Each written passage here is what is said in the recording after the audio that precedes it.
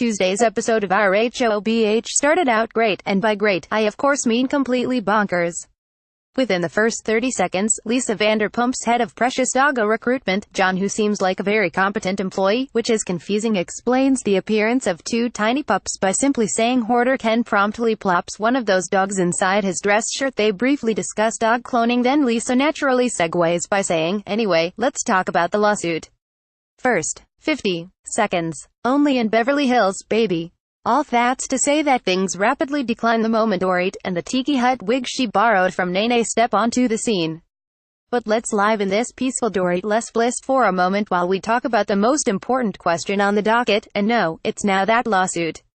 What is happening with Ken putting these dogs in his shirt? Ken walks into Vanderpump Dogs, is handed a dog, and begins unbuttoning his shirt before he can even look at the thing. You know how sometimes you suddenly find yourself inside the house, and you don't even remember putting your car in park or unlocking your door because it's all such an automatic process? That's how Ken is about depositing tiny dogs into his button-downs. Is it like skin-to-skin time with newborns? Does Ken think he gave birth to these dogs? Does he think they're all newborn puppies just because they're tiny? Would he put a full-grown Labrador in there? Can you really clone a dog? What's happening? Now on to far less important things. All cards on the table, the scene with Dorit and Erica looking at cars that you can apparently open every crevice of like a Hot Wheels, a wasn't awful, if only because Dorit made the logical decision of not spending $3 million she doesn't have on a car PK couldn't pull off. Dorit seems to kind of take on the personality of whoever she happens to be with at the moment, as evidenced by her sympathy accent with PK, and tears immediately bursting from her eyeballs the moment Kyle's voice started shaking when talking about her sisters last week. So hanging out with Erica now that they can stand each other is about the most decent look I can imagine for her. Not literally, all their fancy sweatsuits with heels look insane. But I swear, if she had spent $3 million on a Pagani, I would have lost my mind.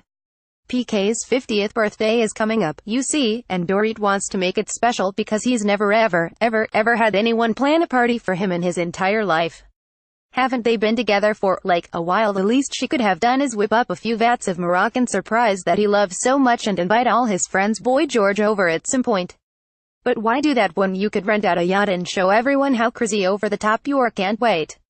I also kind of can't wait to see what Kyle's show American Woman is all about. The clip we got tonight didn't exactly convince me that it's going to be big, little Kathy lies or anything, but it's pretty cool that she's gotten this show made at all, that it's airing on an actual network, and that it's filming on a Warner Brothers lot that Kim and Kyle filmed on as children. I also loved seeing all those women in the editing room. That level of accomplishment makes it even sadder that her sisters can't be supportive of her, but those Richards girls always claw their way back from the bottom, don't they? Recap continues on page 2.